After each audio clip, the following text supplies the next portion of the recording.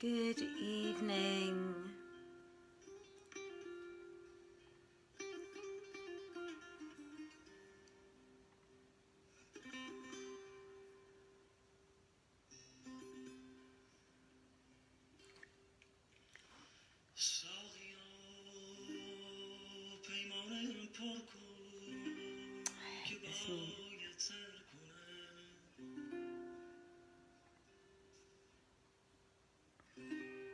من گلوی زین حدیث عاقبت سستر کنم خنده مستانه ای زین تلخی ناب شراب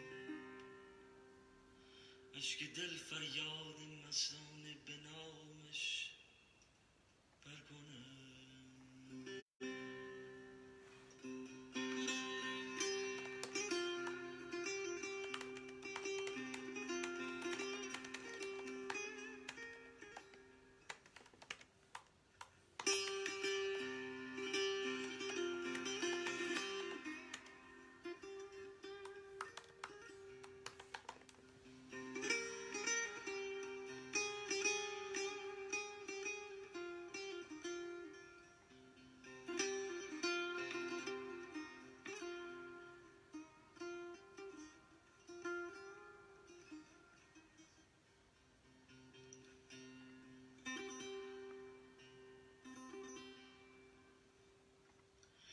یاد بادا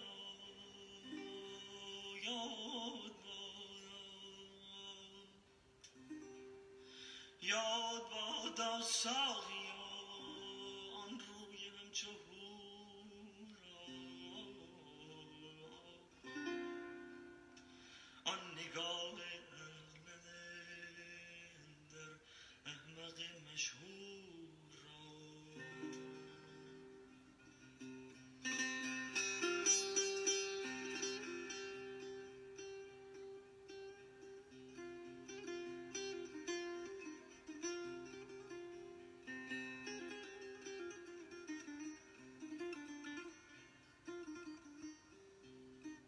Good evening, everybody. Hello, I am just inviting some people onto the reading.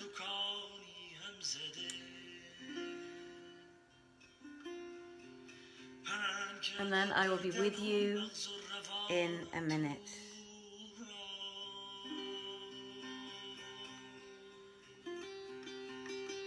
In the meantime, enjoy the beautiful music from Kamyab.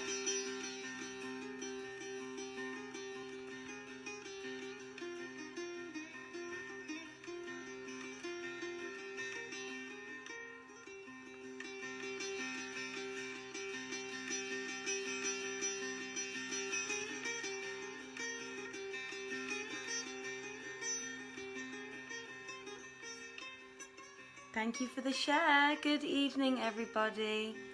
Hi, Moran.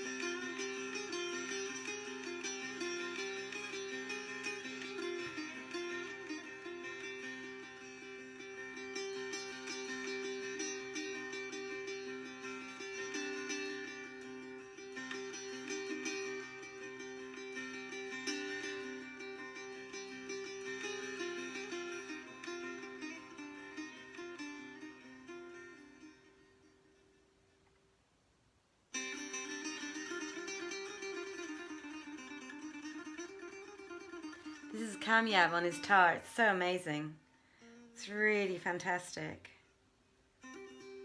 I love it so much.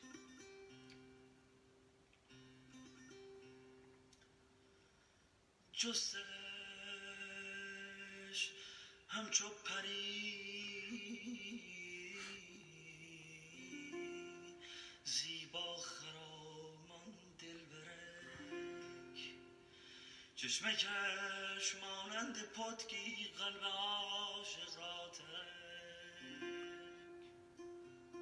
Right, I'll be with you in a minute. I'm going to get to my favourite one. I'm determined to get down there. I've got so many lists. Good evening, everybody. How are you this evening? I'm just going to get to one last one. I should probably just plug it in. I'm going to make it. Hi, Katerina. English speakers in Salzburg has that. They seem like a nice lot.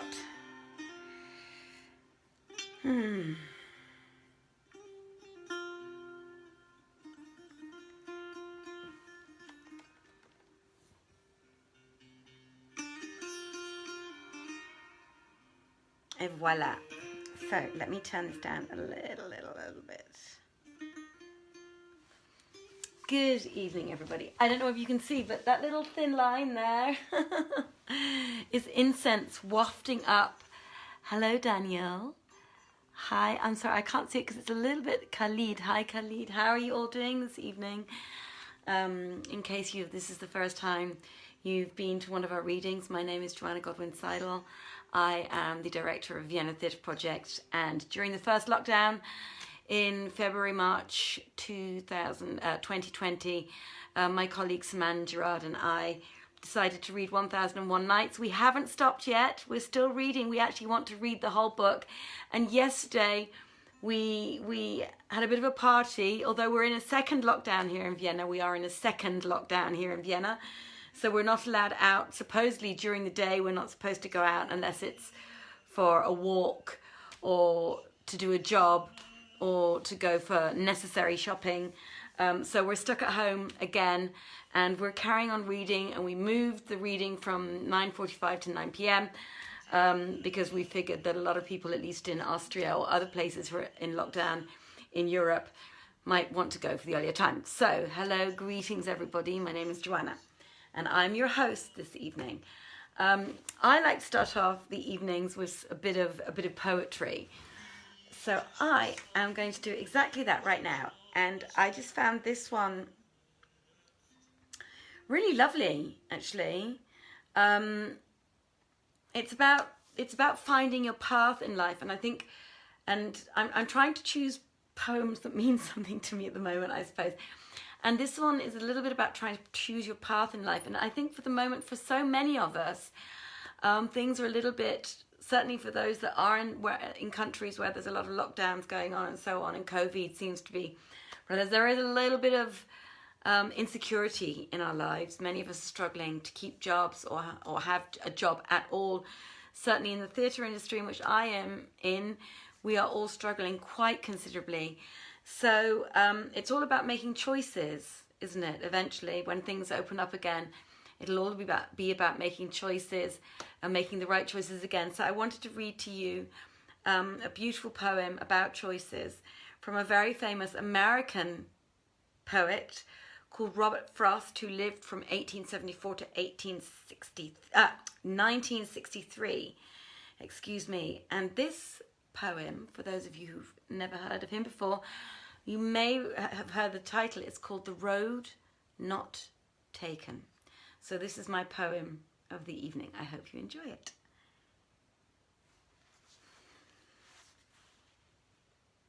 Two roads diverged in a yellow wood, and sorry I could not travel both, and be one traveller long I stood, and looked down one as far as I could, to where it bent in the undergrowth.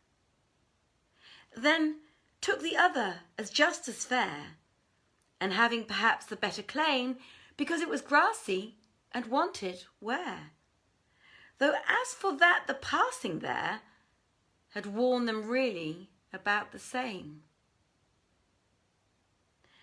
And both that morning equally lay, in leaves no step had trodden black. Oh, I kept the first for another day, yet knowing how way leads on to way, I doubted if I should ever come back. I shall be telling this with a sigh, somewhere ages and ages hence. Two roads diverged in a wood, and I took the one less travelled by, and that has made all the difference. Yeah, there you go. That was my little poem for the evening. my little bit of ego sticking out there because I really do like reading those poems. All right, everybody. So now we are on 1001 Nights, the Richard Burton translation. And we are already on the 203rd night. So yes, we have read 203 nights already.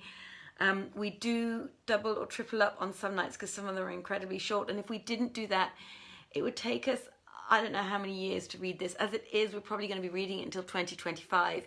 We've worked out roughly. If we had read just one night a night, then we'll probably be reading this until about 2027 or something like that, which would be absolutely crazy because we're only doing Tuesday to Friday. So tonight, however, we are on the 203rd night. Excuse me. Good evening for those who have just joined, and for those who join later. My name is Joanna Godwin-Seidl, and I am your host this evening. Scheherazade said, "It has reached me, O auspicious king, that Kamar al-Zaman in no wise heeded the words of the citizens, but continued to cry out, 'I am the calculator, I am the astrologer.' Thereupon all the townsfolk were wroth with him and said to him, 'Thou art nothing but an imbecile, silly, self-willed lad. Have pity on thine own youth and tender years and beauty and loveliness.' But he cried out all the more, 'I am the astrologer, I am the calculator. Is there anyone that seeketh?' And he was thus crying, and the people forbidding him. Behold, King Ghayur heard his voice and the clamour of the lieges, and said to his wazir, 'Go down and bring me yon astrologer.' So the wazir went down in haste, and taking Kamar al-Zaman from the midst of the crowd, led him up to the king.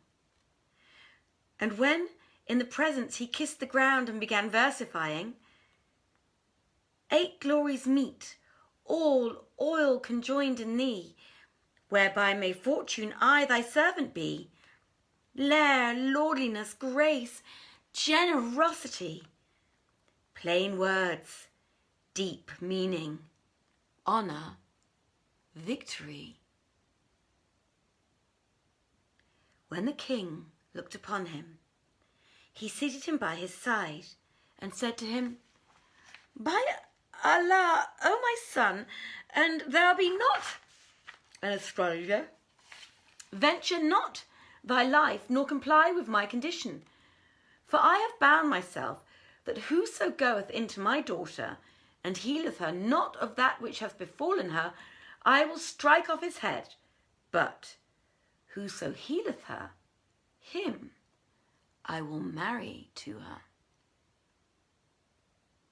So let not thy beauty and loveliness delude thee, for by Allah, and again by Allah, if thou cure her not, I will assuredly cut off thy head.' And Kamar al-Zaman replied, 'This is thy right, and I consent, for I wot of this ear came I hither.' Then King Ghayur took the Qaziz to witness against him and delivered him to the eunuch, saying, 'Carry this one to the Lady Budur.' So the eunuch took him by the hand and held him along the passage, but Kamar al-Zaman outstripped him and pushed on before, whilst the eunuch ran after him, saying, 'Woe to thee! Haste not thee thine own ruin. Never yet saw I astrologer so eager for his proper destruction. But thou wottest not what calamities are before thee.' Thereupon Kamar al-Zaman turned away his face from the eunuch, and Scheherazade perceived the dawn of day and ceased saying her permitted say. Good evening, Saman. Now, when it was the 104th night, she said, "It has reached me, O auspicious king, that when the eunuch thus addressed Kamar al-Zaman, 'Patience, and no indecent hurry,' the prince turned away his face and began repeating these couplets. A sage, I feel a fool before thy charms, distraught. I wot not what the words I say. If say I, sun, away thou dost not pass from eyes of me, while suns go down with day. Thou hast completed beauty, in whose praise speech makers fail, and talkers lose their way." Then the eunuch stationed Kamar al-Zaman behind the curtain of the princess's door, and the prince said to him,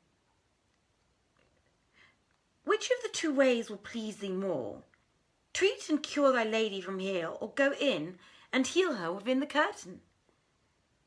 The eunuch marvelled at his words and answered, "An thou heal her from here, it were better proof of thy skill." Upon this, Kamar al-Zaman sat down behind the curtain and, taking out ink-case, pen and paper, wrote the following: "This is the writ of one whom passion swayeth,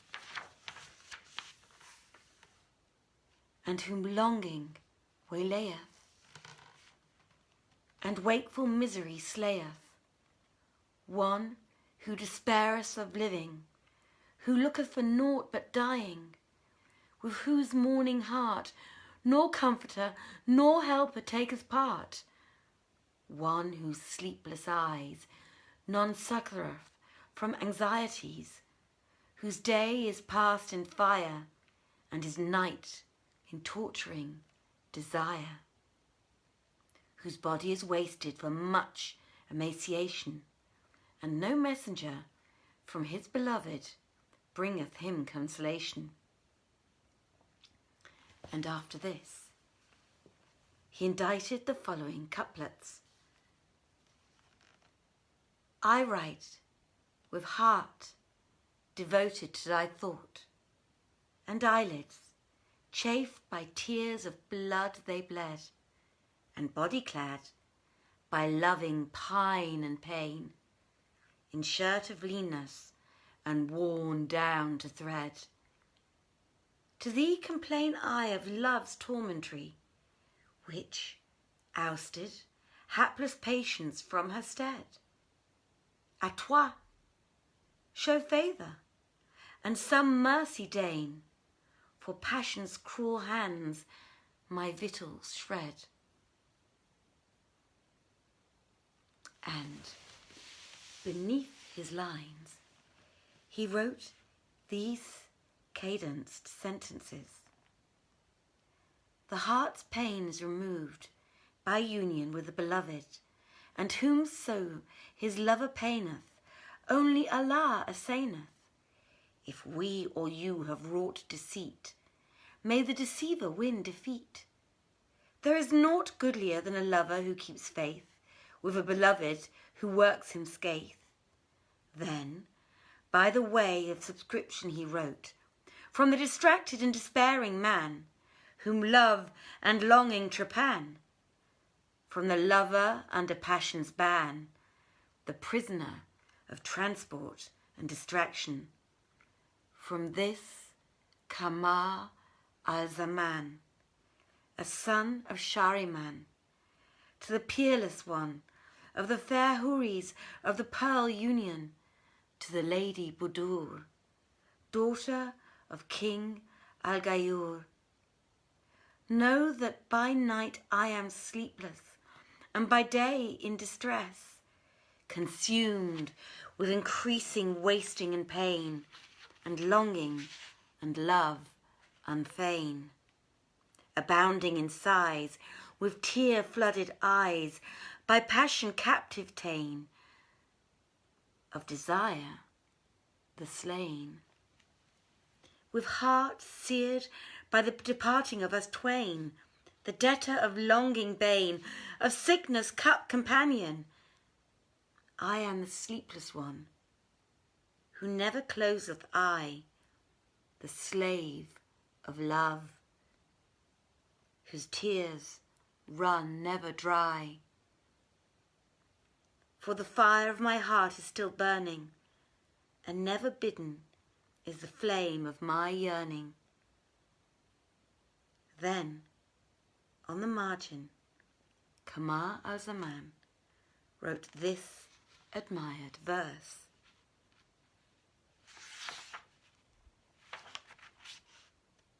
Salam, from graces hoarded by my Lord, to her who holds my heart and soul in hand, and also these.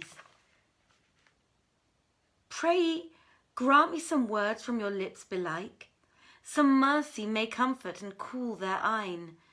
From the stress of my love and my pine for you, I make light of what makes me despised in thine. Allah, guard of folk whose abode was far, and whose secret I kept in the holiest shrine. Now fortune in kindness hath favoured me, thrown a threshold dust of this love, O mine. Be my bedded, I look on Budur, whose sun the moon of my fortunes hath made to shine. Then, having affixed his seal ring to the missive, he wrote these couplets in the place of the address.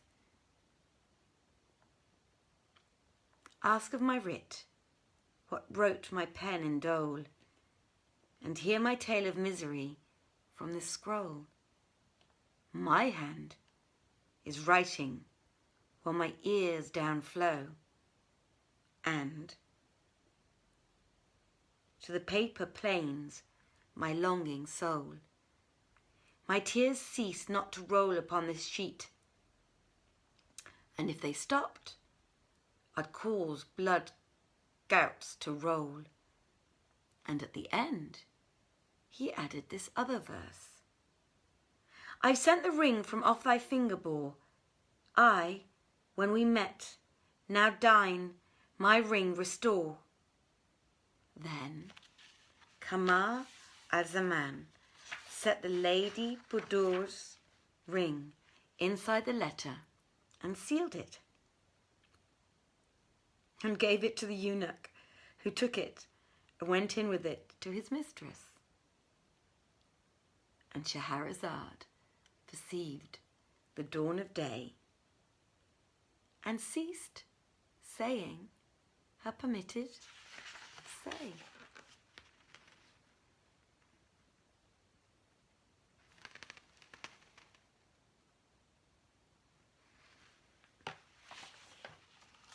Where's that one? It's too long.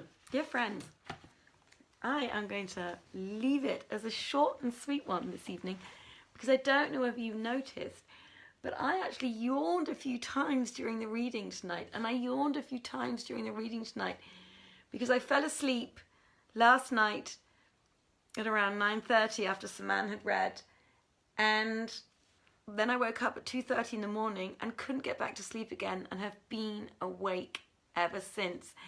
And I've walked my dog, and I have done an hour's fitness this evening, and I'm going to do some yoga yet still, because I really, really want to do that. And I have an bizarrely, an awful lot of work to do tomorrow, because I am still preparing the rest of this season, and also next season actually, because I've got some really fantastic plays that I'm reading at the moment. And I was so excited today to get an email in my inbox that said that my books, my plays that I had ordered from the States were coming, and I'm so excited because I ordered some really, really phenomenal plays which some musicals as well, which I hope maybe there'll be something in there that I can use for next season or the season after, because it's always very difficult. Sometimes I have read up to 60 plays for a season. Sorry, that was my neighbour just walking by. I can see her walking past the window. She's got her curtains open the whole time. I can see everything that she does. Mind you, so have I. I can see everything she does. And but I only normally sit here and do this reading here. Otherwise, there's no one normally here. Anyway, that's not interesting, is it really? So, what was I saying? Plays, yes. I've got to read lots of plays, and I owe to people who sent me plays and keep asking me, when are you going to read them? I owe it to them to finally get on to reading their plays, either tonight or... See what I mean? There we go again. That's what happens when you've been up since 2:30 in the morning and you were too tired to work. So you did silly things like watch telly instead. And can I just say, I have to get this off my chest, how many crime series there are on television? You turn over every channel and it's all crime series, crime series, crime series. It's no wonder the police go doolally in America and places like and other places around the world.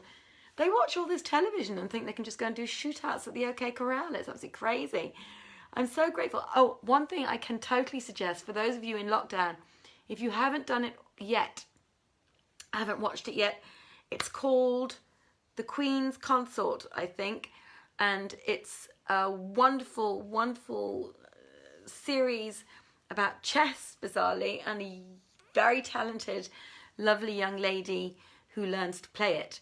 And it is absolutely riveting, and I binge watched it for a whole day. I binge watched the whole thing, and it was really good. So The Queen's Consort on Netflix, if you have Netflix, make sure you watch that one.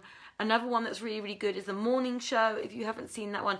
I'm trying to obviously say shows that avoid crime, because you can watch lots of crime on TV if you want to.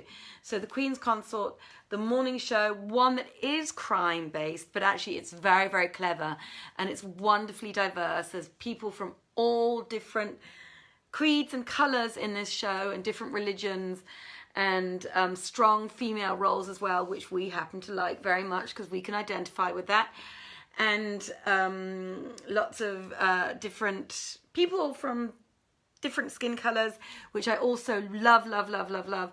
And it's called The Bodyguard, but it's not the Whitney Houston film. It's a BBC series. I think it was 5 long, short episodes. So long episodes, but it was like a short series. It wasn't super long. And I totally also recommend that on Netflix, because it's kind of like a political thriller, and it's really, really well acted and it's really well done. So those are my top tips at the moment if you don't want to watch The Crown on Netflix. So that was it from me, and thank you very much for listening in this evening. Tomorrow the very beautiful, stunning young Saman will be back with you to read with you the next few nights. And watch this space, because tomorrow I'm going to give her a call finally. And we call each other almost every day. But we are going to talk tomorrow, Saman, and agree on a date maybe when we could do our reading in this stunning hotel, everybody. Absolutely beautiful. So, from my heart to yours, many salams and many blessings. Please look after yourself, do lots and lots of good things, treat yourself with absolute love, because you deserve it. Good night, everybody. Take care. Bye-bye. Oh, hi, Tim. Bye-bye, everybody. I hope you didn't just join us, because if you did, I'm just about to log off. Okay, you have to watch it again, but not live. Okay, goodbye, everybody. Take care. Have a really wonderful evening. It was lovely being with you tonight.